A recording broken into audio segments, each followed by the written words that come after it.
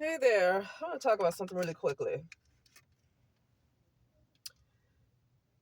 If you have something called Brazilian acai bowls where you are, I want you to try this. It's called the Dubai Chocolate Strawberry. Try that; it is really good. But anyway, this is what I want to talk about. Um, just because somebody is your complexion or is a so-called part of your community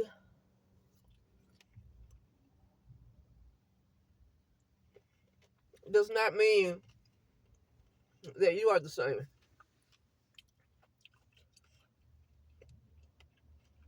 Um, excuse me. I want to show you what this look like. I hope my car's not too dirty for you. It's gonna come out sideways. Never mind. But yeah, let me see. Let me have to turn it. Okay, and that's what it looked like. Dubai chocolate strawberry. So that's what I'm munching on right there. Dubai chocolate strawberry. Anyway, so what I want to talk about. I was listening to somebody. I get irritated with these conversations. I'm just gonna have to say I get irritated, and I'm gonna go in and say it because, like I say, I don't have nothing against people. I don't feel like beating around the bush. If I bring up something that I disagree with, it's not because I have a problem with that person. I was listening to Dane Calloway, and the title of it was a white person said they said she was going to call ICE on the pretendians or something. So I'm kind of waiting for him to get to this what this lady had to say about pretendians. You know, that's what Umar Johnson called people in the United States of America, brown people in the United States of America who found out that the Out of Africa story was all a farce, and they realized that they're really from the Americas. And you know, Umar Johnson like to say pretendians. Let me tell you something. Umar Johnson is a plant. I think people need to figure out by now that he's a plant. But I don't want to get too far on Umar Johnson. So, but as I'm listening to Dane Calloway, first, what he does is he talks about how Hugh Hefner got away with so much, and they trying to put P Diddy behind bars. Let me tell you something. I stay out of these celebrities' business because you never really know what truly is going on. This could be a whole humiliation ritual for P. Diddy, for him to come out a lot more powerful. And maybe he has to go through a lot because maybe he wants to, in order for him to have a lot more power, maybe he has to go through things. And then people can say, well, what did the white person have to go through? I don't understand why brown people still feel like they should be equal. I've said this before. In order for brown people to really rise up above, and it really shouldn't be about rising up above white people, because really it shouldn't be any kind of a division. Okay, humans should be humans, and it shouldn't be a division, right? Like if I go to another planet, like if I go to Mars, they're going to be Martians to me. I'm not going to say white, black, and whatever. I'm going to see them as Martians. And so people on Earth should be seen as Earthlings. It shouldn't be all that division, right? But it is. Okay, but the point I'm making is that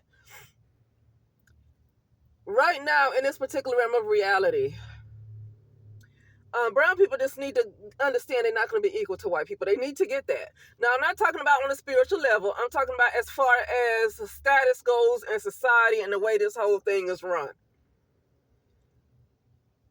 As far as the entities who's in charge of running this particular realm altogether, because it's a problem all over the world. Brown people will not be equal to white people. They need to see that. So, like, you know, you talk about what Hugh Hefner did and what somebody else did, and look at what P. Diddy did, and Hugh Hefner did the same thing, and nobody did anything to him. You know, I keep hearing how, especially brown men, like to talk about how some white guy got away with doing the same things that a brown man did. Like, I don't understand why a lot of brown people, period, haven't figured out by now that they cannot get away with the stuff that white people do. that this is just going to be unfair. It's unfair for brown people. And for me, the best way to rise above it is to raise your doggone frequency. Okay, that's the best way for me.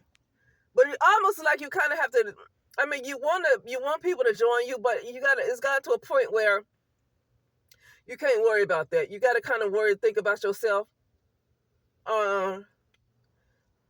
Because the best thing to do for me, from what has been revealed to me, is really to raise your frequency above the frequency of a lot of these entities, and they're going to try to stop you from raising your frequency. Because people don't understand it, but it's already chips on everybody already, and so that's how they can detect that you're raising your frequency, and they send something your way to cause a distraction. People already got chips and everything on them. Don't know they have chips. People already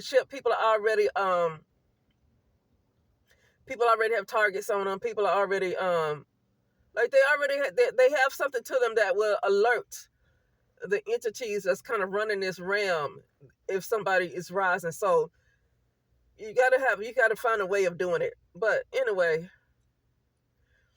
defending P. Diddy. I'm not saying that he's defending P. Diddy, but what I am saying is that he is saying that how brown men are treated unfairly that do the same thing as white men do. And my thing is this: I'm not interested in defending P. Diddy. P. Diddy, to me, I feel like P. Diddy was in place to keep brown people down. I feel like P. Diddy was in place to keep brown people down. And so somebody who is a plant like Umar Johnson, like P. Diddy, and probably Jay-Z, and probably all of them, I'm not interested in keeping a black man down. And if it was a brown, what they call a black man, right? A brown man down. And even if it was a brown woman, let me tell you something. Like that lady in Chicago, what's her name? That mayor of Chicago? Tiffany Hilliard. Please put her under the jail. I'm not defending her because she's a brown woman. Put her underneath the jail. See, that's what I'm talking about. These people are plans that's in place to make sure, I'm sure that Tiffany Hilliard know how to be a better mayor than what she is. I'm sure. And she's not the mayor of Chicago. I think she's like the mayor of Dalton, like a particular, Dawson or something like that. I can't remember. But, and so, I'm sure she knows how to be a better mayor than what she is. But see, these people are placed. They're in place to make sure the brown community just never rises to a certain level. And I feel like P. Diddy is one of those plants to make sure that the brown community does not rise to a certain level. Umar Johnson definitely, because why do people, let me tell you something. Why do people even want that school to be built? It's not going to be accredited. And he already said from the beginning, I think like before 2013, he already said from the beginning that it was not going to be accredited. Why do people even want that school to be built? Why would you want your son to go to a school through elementary school and through high school and then not even be able to get a diploma? So that means, like Leonard Honor said, the boy will have to get a GED in order to get accepted into a college or work somewhere. You can't even work anywhere without a diploma. You can't hardly work nowhere without a diploma. So after you don't spend all these years at his unaccredited school, which he already said it was not going to be accredited. So I don't know why people want this school built so bad that it's not going to make a difference. It's not accredited. Why would he even have an idea of putting the boys through school full time? Now, I know it's all a lie, but my point is I'm glad the school is not built. Because do you know how many boys would have been through that school and spent about a good 10 or however many years of their lives at that school, and then to realize they can't even get a doggone, they can't get a diploma because it's not accredited? I'm glad it's not completed, because so many brown people would have been sending their boys to that school to only ruin his life.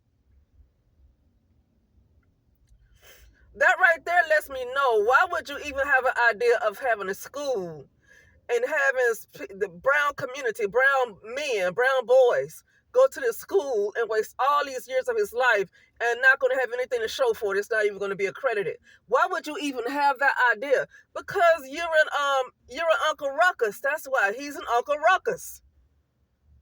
P. Diddy is an Uncle Ruckus. I don't care if what's his name? The Playboy guy, Hugh Hefner. I don't care if Hugh Hefner did not get the same treatment as P. Diddy. P. Diddy is the Uncle Ruckus. He is a plant to make sure that the brown people stay at a certain vibration. Umar Johnson is a plant to make sure the doggone brown community stay at a certain vibration. I don't care about, and even brown women, Tiffany Hilliard and other brown women in politics. There's a lot of brown women in politics. I don't care for them at all. I could not stand Black Lives Matter. I absolutely hated Black Lives Matter. I could not stand those 3 women that were involved with Black Lives Matter because I knew they were straight sellouts. I knew they wanted to just I knew they were selling out the brown community. I knew what they were doing. I can't get into that. Like, I used to be a person. The way he likes to defend brown men is the way I used to want to defend brown women. And I got to a point, like the title of this video says, you got to get to a point that you have to see that everybody is not like you.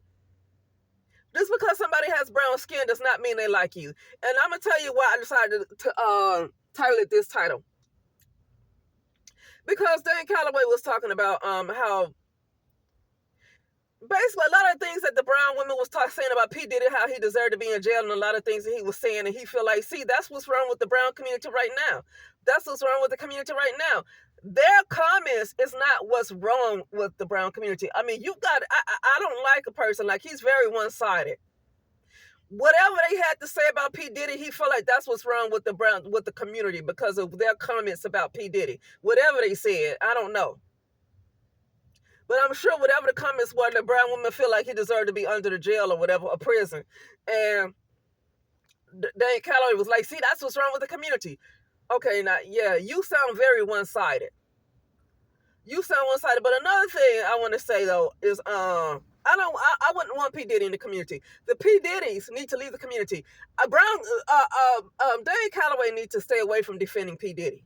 Like, shy away from defending him, because when people are in that world, that celebrity world, you don't know everything they're doing. Like, I would stay clear of defending anybody in that world.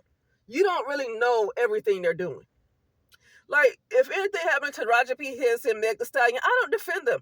I do not defend anybody. I do not defend celebrities. I don't know that world. That is like a different world. That is a completely, like, they live on a different planet. Even if I meet them in person, they live a completely different life. That I cannot defend them because they sign contracts, and they are part of organizations that I have nothing to do with, that I'm not affiliated with. First of all, why are you defending a man who clearly is a part of an organization? And he's a part of an organization where brown people are not allowed to rise. They're not allowed to rise up. Why defend anybody who is a member of that organization? Anybody who's a member of that organization, I would not defend them if they are a member of that organization, because that organization is against the brown community. Like, you're not supposed to do anything to have brown people rise to a certain level. Anybody who's a member of that organization, I'm not defending. I don't care who they are. I'm not defending. Brown woman, brown male, I'm not defending. Never. No, never. Especially if you somebody who's for the community. But see, with that organization, you don't know what they signed, and so you can't really go to defend them because you don't understand what they signed to cause them to go through what they're going through. It has a lot to do with the deals that they made. And so the person that's going through it is probably well aware of why they are going through it. It's because of certain deals that they made, certain contracts, certain things that they have to do. They know the game. And I don't defend these folks because I don't understand that world. That is not my world.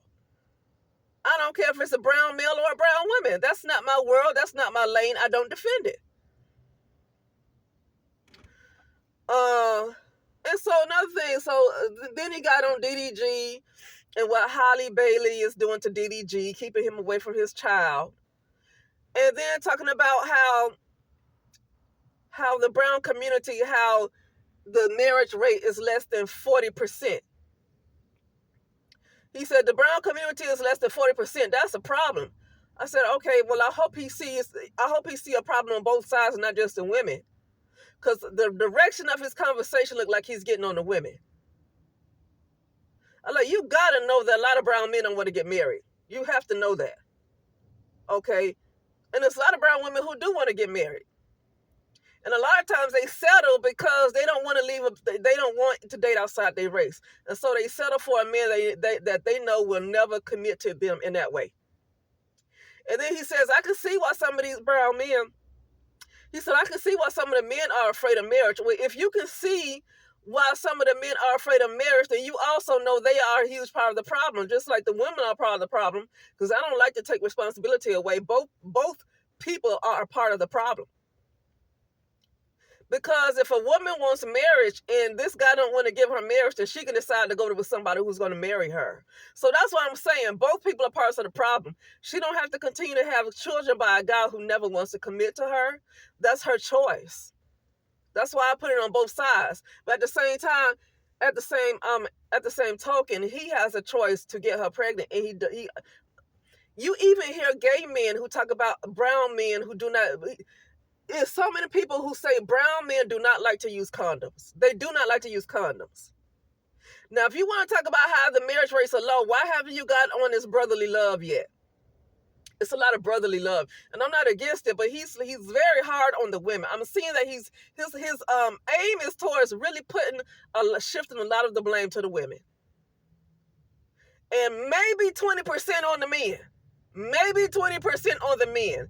That, let me tell you, Dane Calloway needs to stay away from those conversations because I got turned off of looking at him. He's like making me, he's not like a Tommy Sotomayor, but I can tell he probably listened to his channel a lot. And that's fine because a lot of women listen to Cynthia G and all that stuff. But see, the Cynthia G used to be a pro-black male. A lot of these women that's online talking about brown men used to be very much pro-black until they realized that the loyalty was lopsided, the way that as what's her name, Shamia said, what's it, Angela said that to Portia on the last episode of RHOA, said that Shamia feels like y'all's friendship is lopsided. See, a lot of Cynthia G used to be pro-black male. She used to be very pro-black. I used to couldn't stand. Because you everything was always on the brown women, and maybe 5 to 10% was on the brown male, and everything was on the brown women. That's why I think, listen, brown women need to let the black community, the black community, brown community, whatever, need to let it go, because there's not going to be any resolution. You're not going to be, and let me tell you something. Like I said, I'm not going to defend brown women because I'm not going to defend people who share my complexion. Because I think what Dane Calloway is doing is that for some reason, he thinks most brown men are like him. I believe he feels like most brown men are like him. So because he's a devoted husband to his wife, and because he is devoted to his children, I really think that he really feels like a lot of brown men are like that. And I feel like that's why he's wrong. And that's why he's so passionate to me about what he says, because he knows he's a good father to his children. And he knows he's a good husband to his wife. And so I really feel like he thinks that most brown men in the community are like that. But then but a lot of brown women who deal with brown men in the community don't feel that way. They don't feel that way. They're the ones that's in a relationship with these guys, not you. That's why I stopped defending brown women. I don't know what it's like to be in a relationship with them. I can't defend folks because, to be truth be told, I'm not getting out like that. I don't get out like that. I really don't. I don't have a life. I don't know what's going on. I don't even know the new music that's out there, the new artists. I don't know. I can't name one song by Meg Thee Stallion. And there's only one song I know by Cardi B that I think maybe came out in 2017 or something, about shoes or something. What's that? I don't know. Bloody something. I think it's that first single that just went, everybody loved it. I don't know any songs by them. So I'm not out like that. And so that's why I had to stop defending brown women, because I'm not out like, I don't know what's going on. I'm not out like that. I'm not. So like I can't defend people based on myself, right? I cannot defend a group of people based on myself.